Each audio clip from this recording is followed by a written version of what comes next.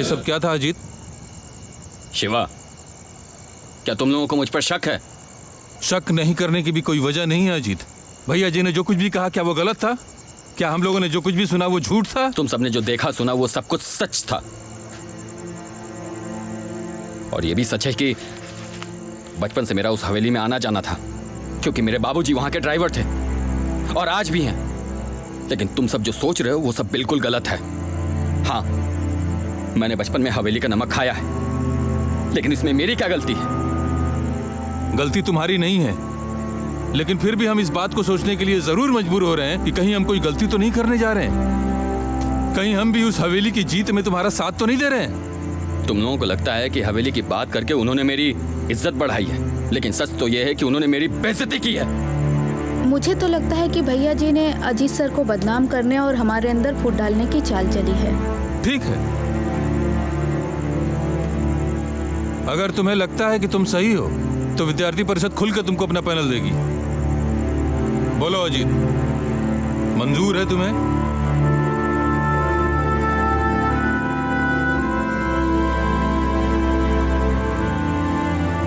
मुझे मंजूर है। मुझे बहुत खुशी होगी। तो ठीक है, अजीत अब हमारा ऑफिशियल नेता बनेगा।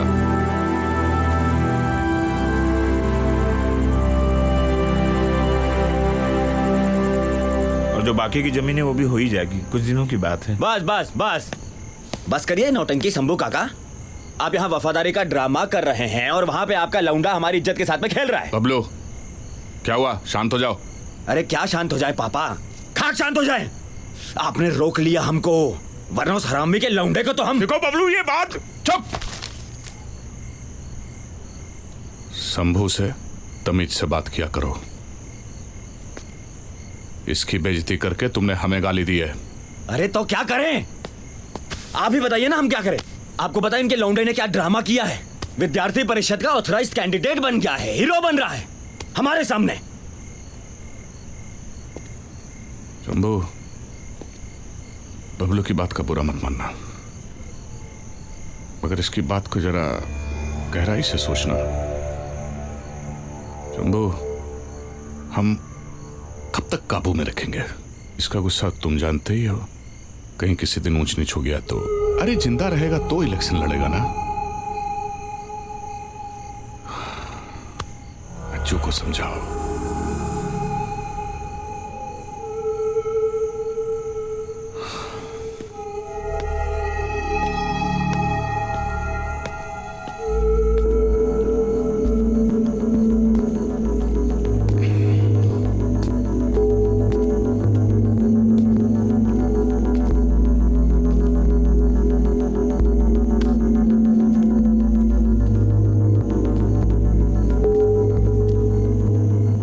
आपने कुछ ज्यादा ही सर पे नहीं चढ़ाए हुए पापा ऐसे।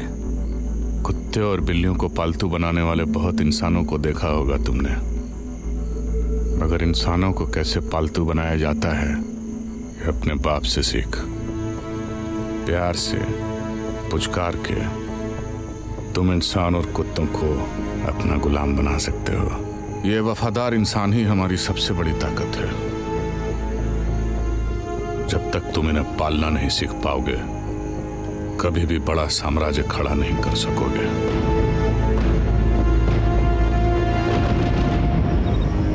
ये बताओ, तुम मुझसे प्यार कितना करती हो? प्यार 5 किलो।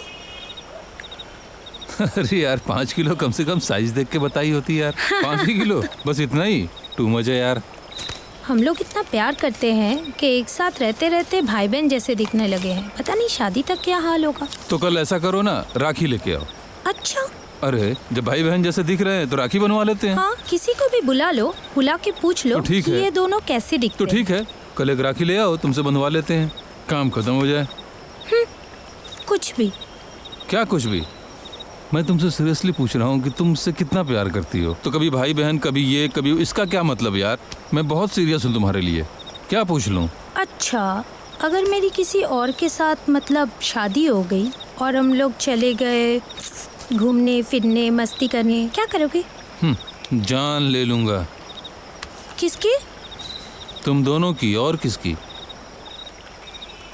आपको बहुत सड़ी, बाद में बात करते हैं तुमसे। हाँ भाई बोलो, जलाएं क्या?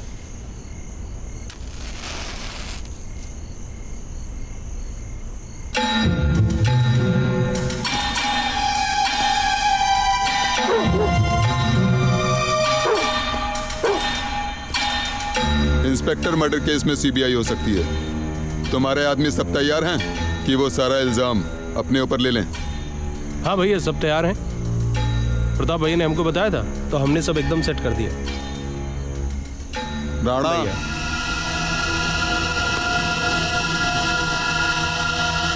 तो मेरे लक्ष्मण भाई, राम के लिए बनारस में पैर जमाने का रास्ता मिला क्या? वो 2 कौड़ी का भैया जी साला बनारस का किंग बना बैठा है। वही न्यूज़ देनी थी आपको भैया। उस यूपी कॉलेज में जहाँ पे उसका वर्चस्व था, आज वहीं पर एक अजीत नाम का लौंडा उसके खिलाफ खड़ा हो गया है। किसके सपोर्ट से? किसी के नहीं। और मज़ेदार बात तो ये है भैया कि वो उसी के ड्राइवर का बेटा है। वैसे अपना शिवा उसके साथ खड़ा है सपोर्ट में। कौन? हरिवर्धन सिंह का बेटा? जी भैया। अब आएगा मजा। यूपी कॉलेज में घुसने का रास्ता मिल गया। तुम कल ही शिवा के साथ अजीत को बुलाओ। जी भैया। चीयर्स।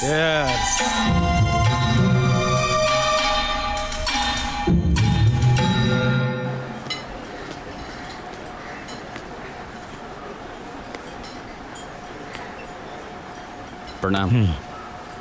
बाबूजी, आप यहाँ? तुमने ऐसा काम ही किया कि मुझे यहाँ आना पड़ा। बैठिए ना।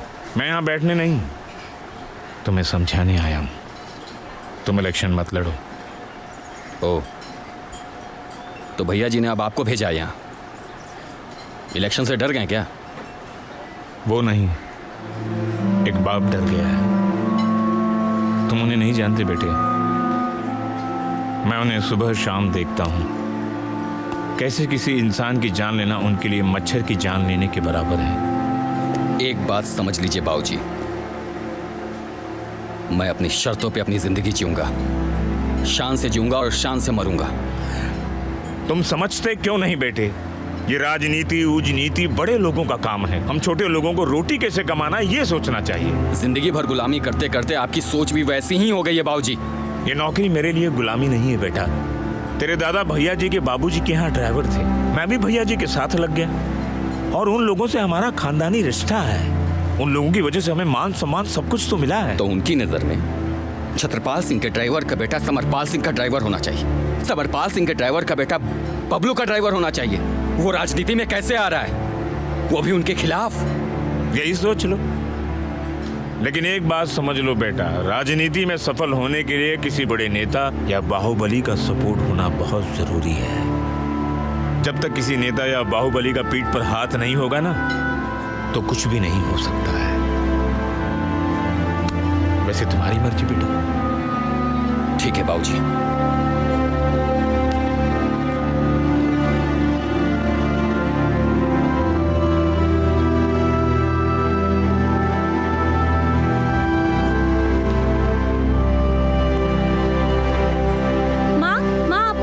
अज्जू भैया यूपी कॉलेज से इलेक्शन लड़ रहे हैं। हाँ? नहीं नहीं, भैया जी के खिलाफ? हाँ। ऐसा नहीं हो सकता। तुझे जरूर कोई गलतफहमी हुई होगी। नहीं मम्मी, मैं बोल रही हूँ। हे भगवान। ये सच है सुमन। हाँ? मैंने उसे समझाने की बहुत कोशिश की, पर वो माना नहीं। उसे पता नहीं कि वो अपनी जिंदगी के साथ खेल रहा है। अब जरा तुम समझा कर देखो, शायद समझ जाए। प्रिया, जा तू 2 कप चाय बना ले आ। ठीक है, लाती हूँ मैं। ये अज्जू भैया भी ना।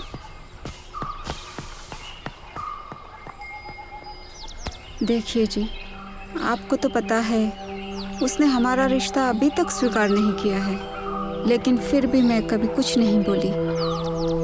मेरे लिए तो यही बहुत बड़ी बात है कि उसने प्रिया को अपनी बहन माना। लेकिन अगर फिर भी आप कहते हैं तो मैं उससे बात जरूर करूंगी। छोटे मुंह बड़ी बात होगी मालिक, पर जो बात मैं आपको समझाना चाह रहा हूँ वो बात आप समझ नहीं रहे हैं। या समझना नहीं चाहते हैं? सब समझ रहा हूँ चक्करधारी, सब समझ रहा हूँ। और तेरी ये बात भी सही लग रही है कि जब तक हाथ में पावर नहीं होगा इस हवेली में मेरा हाल जोड़ी के कुत्ते की तरह होगा। समझ रहा हूँ, सब समझ रहा हूँ। जब सब समझ रहे हैं तो परेशानी कहाँ है? मेरी औकात, मेरी औकात जानता है ना, मेरी औकात इस घर में। इसलिए खुलकर छोटे के खिलाफ नहीं जा पा रहा हूँ, मगर कुछ न कुछ तो करूँगा।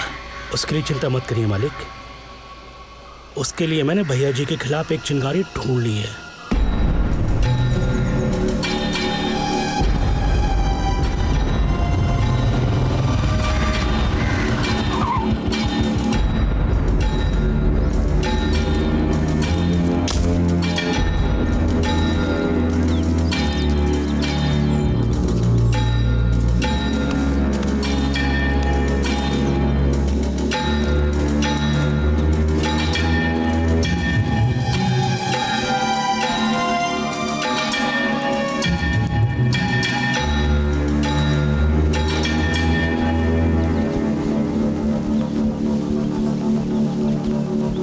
नमस्कार भैया।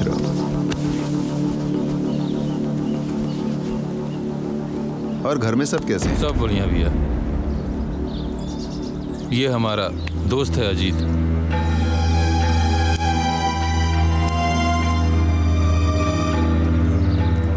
तुम्हारे दोस्त में जोश बहुत है। हाँ भैया, वो तो है। और इसकी आंखों में डर भी नहीं है। पर क्या इसको पता है कि ये किसके खिलाफ खड़ा हो रहा है? पता है सर, बचपन से उस हवेली को देखा है। सर कहलाना मुझे पसंद नहीं है। कल को भैया जी तुम्हारी जान भी ले सकता है। मैं वो बातें कभी नहीं सोचता जो डर पैदा करे या फिर मुझे दोबारा सोचने के लिए मजबूर करे। कुंवर जी, अगर ऐसा है तो तुम्हारी सोच और तुम्हारे बीच में ये भैया जी खड़ा है। और एक बात याद रखना, राजनीति में जब तक किसी बाहुबली नेता का हाथ ना हो तो आदमी सूखे पत्ते की तरह उड़ जाता है। राजनीति में सफल होने के लिए किसी बड़े नेता या बाहुबली का सपोर्ट होना बहुत जरूरी है।